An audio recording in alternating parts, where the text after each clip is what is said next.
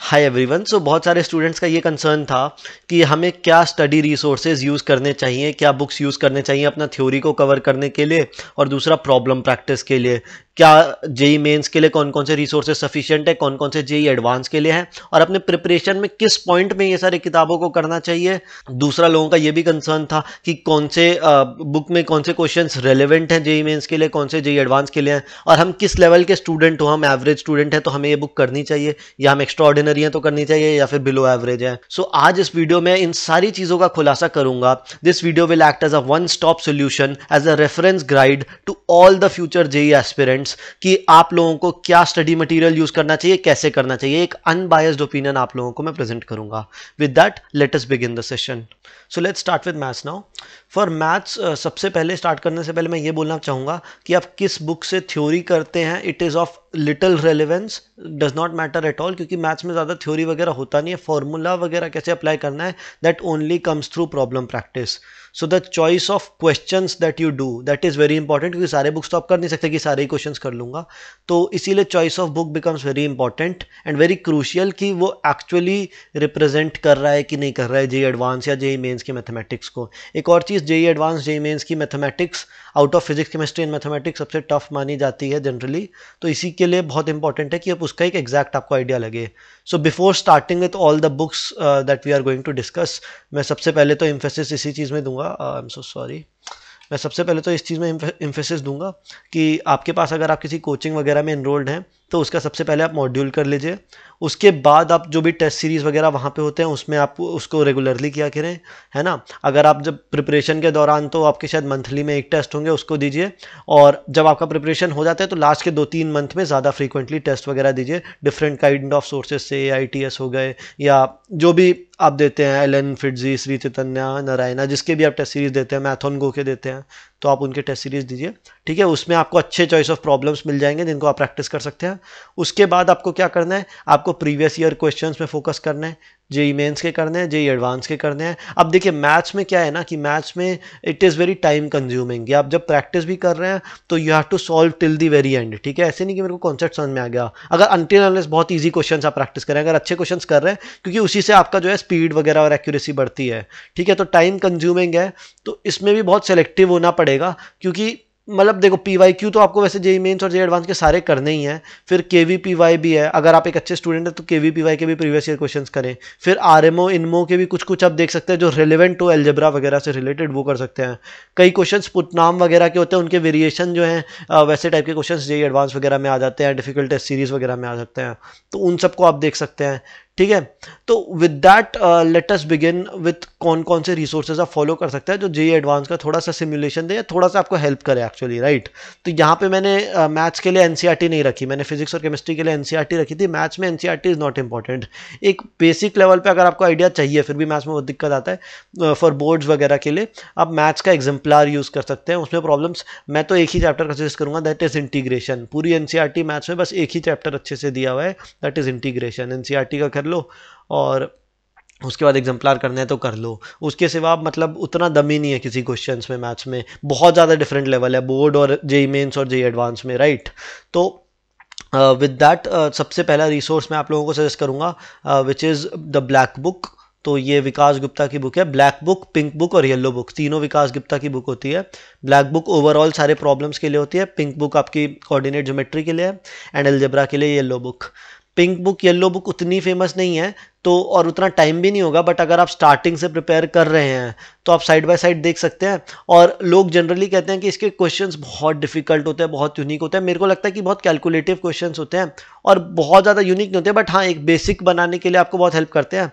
But फिर भी जैसे कि आप, जैसे प्रिपरेशन आपका एंड हो गया, ठीक है, मान लो आपका जो प्रिपरेशन एंड हो गया, मतलब आपका सिलेबस ओवर हो गया, आपका एक आध पेपर जेई मेंस वगैरह भी हो गया, अब शायद जेई मेंस सेकंड अटेम्प्ट बचा है एंड जेई एडवांस बचा है, तो उस बीच में आप ब्लैक बुक वगैरह कर सकते हैं थोड़े डिफिकल्ट प्रॉब्लम्स करने के लिए, थोड़े कैलकुलेटिव का आइडिया लगाने के लिए। बेसिकली वो पर्पस सर्व करेगा रिविजन का। बहुत ज़्यादा एक्सट्रीमली जो होता है ना कॉन्सेप्चुअल क्वेश्चन या इंटरेस्टिंग क्वेश्चन आपको उतने नहीं देखने मिलेंगे, कुछ आपके हार्ड लेवल्स में होंगे। तो मैंने थोड़ा बहुत किया था ब्लैक बुक, पूरा करने का मेरे पास टाइम नहीं बचा था। तो that is that for black book. This is towards the end of your preparation generally. Pink book, yellow book आप कर सकते हैं, मतलब अगर आप स्टार्टिंग से कर रहे हैं पूरा प्रिपेयर, मतलब पूरा विकास गुप्ता पे ही फोकस है तो आप कर सकते हैं, ठीक है। बट लास्ट में तो करने का उतना कोई पॉइंट नहीं है, क्योंकि आपके पास ऑलरेडी इतने रिसोर्सेज होंगे। कोचिंग वगैरह का, जो कोचिंग वाले स्टूडेंट है वो तो मतलब उनको तो बिल्कुल भी टाइम नहीं मिलेगा सब करने का। सेल्फ स्टडी वाले फिर भी कर सकते हैं, right. With that let's move on to S L Loney. S L Loney की प्लेन ट्रिग्नोमेट्री की बुक ज़्यादा फेमस है कोऑर्डिनेट ज्योमेट्री से, एंड पीपल सजेस्ट कि मतलब ट्रिग्नोमेट्री तो करो ही, this is a classical book. और स्पेशली मैं ट्रिग्नोमेट्री में ये कहना चाहूँगा कि ट्रिग्नोमेट्री इज़ लाइक अ पहेली, ठीक है। वो आप कितना भी प्रैक्टिस कर लिए, वो आप कितना भी प्रैक्टिस कर लीजिए, end of the day it is just based on luck कि उस पॉइंट पे जब आप एग्जाम हॉल में आपको क्लिक करेगा कि नहीं करेगा। तो इट इज़ वेरी इंपेरेटिव कि आपके पास बहुत प्रैक्टिस हो ट्रिग्नोमेट्री में, क्योंकि कई क्वेश्चंस में जो है डायरेक्टली भी ट्रिग्नोमेट्री ना भी उसका क्वेश्चन हो बट फिर भी रिलेट हो जाता है। तो दैट इज़ वाई ट्रिग्नोमेट्री में स्ट्रॉन्ग ग्रास्प होना वेरी इंपॉर्टेंट। तो आप एस एल लोनी को रेफर कर सकते हैं उसके लिए, बट हाँ दैट इज डिपेंडेंट अपॉन, अगर आप 11th में कर रहे हैं तो आप प्लेन ट्रिग्नोमेट्री कर सकते हैं। 12th में मैं आपको सजेस्ट नहीं करूंगा, उसमें आप कोई एक बुक या मतलब कम रिसोर्सेज जितना से कम इस्तेमाल करें, क्योंकि आपके पास टाइम की ऑलरेडी कमी है। अगर हाँ आप 11th में जस्ट आप 2026 वाले एस्पिरेंट हैं या कोई भी फ्यूचर में देख रहा है तो आप ट्रिग्नोमेट्री की बुक जो है फॉलो कर सकते हैं एस एल लोनी से।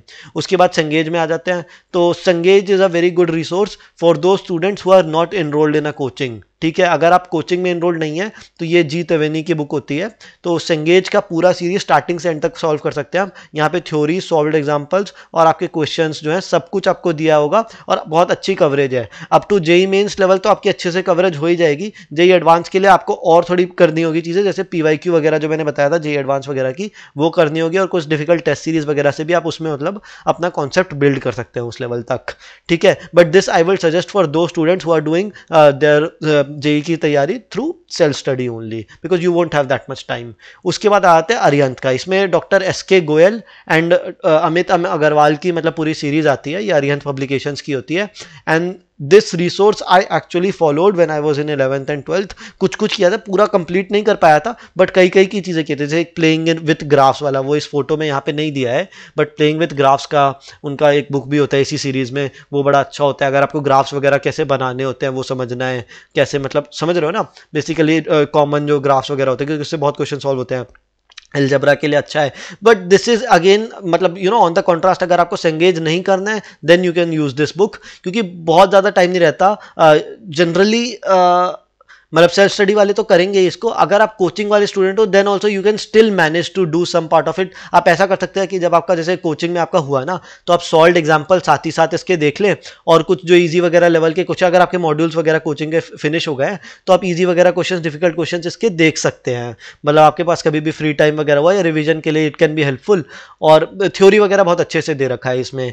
तो that is for Arihant, you can use that. But as I mention कि उतना टाइम नहीं होता कि पूरा ये करें। अगर मतलब प्रिपरेशन के एंड में अगर आप सोचेगा कि ये करना है तो उतना ज़्यादा पॉसिबल ही नहीं रहेगा आपके लिए, उसके लिए उससे बेहतर रिसोर्सेज हैं।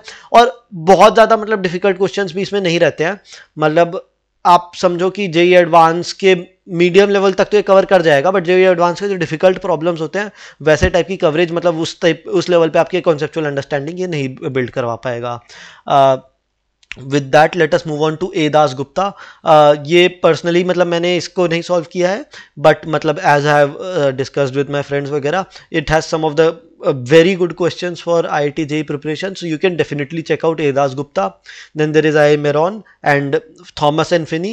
ये तीनों बुक भी मैंने उतने सॉल्व नहीं किए हैं। इसका मतलब क्या था कि डाउट डिस्कशन वगैरह जो भी होता था फ्रेंड्स वगैरह के साथ, तो उसमें इन सब के जो प्रॉब्लम्स वगैरह होते थे तो ये देखते थे। तो एक्चुअली क्या होता है, देखो आपका बेसिकली ना एक रीडिंग हैबिट भी उतना नहीं होता है कि जिस तरह से क्वेश्चंस वगैरह पूछ लेते हैं। तो जब आप ये फॉरेन ऑथर्स वगैरह की आप बुक वगैरह करते हैं ना, तो आपका वो उस तरह से डेवलप होता है, और कई बार जेई एडवांस में बहुत बेनिफिशियल होता है। तो आप क्वेश्चन देख के आप डर नहीं जाते हो, आपको लगता है कि हाँ सिमिलर टाइप का मैंने कर रखा है, और बहुत कॉन्सेप्चुअल अंडरस्टैंडिंग बहुत अच्छे लेवल पे होता है। बट हाँ अगेन आई वुड सजेस्ट कि rather than giving a lot of time to only calculus and all, आप मतलब एक ओवरऑल प्रिपरेशन अपना जो होता है ना एक यूनिफॉर्म तरीके से अच्छे पे फोकस करें, तो उसमें एकदम जो स्पेसिफिक बुक्स होते हैं मैंने सजेस्ट करूंगा। बट हाँ, अगर आपको लगता है कि कहीं पे आपको एकदम टॉप लेवल पे जाना है, टॉप लेवल पे आपको अपनी प्रिपरेशन करनी है, तो यहाँ ये रेफरेंस के लिए आप ले सकते हैं, डिफिकल्ट क्वेश्चंस वगैरह आप अटेम्प्ट कर सकते हैं। उसके बाद एम एल खन्ना की बुक है which has some of the good questions for JEE mathematics, वो यूज कर सकते हैं। Sameer Bansal calculus, it is a very famous book, इसको आप यूज कर रहे हैं तो मतलब आई थिंक अगर आप 12th वगैरह में से कैलकुलस जनरली शुरू होता है तो आप इसको मतलब अच्छे से फॉलो कर सकते हैं रिलीजियसली, एंड मतलब अच्छी खासी आपके लेवल पे कवरेज हो जाएगी, कैलकुलस का कमांड आ जाएगा आपका।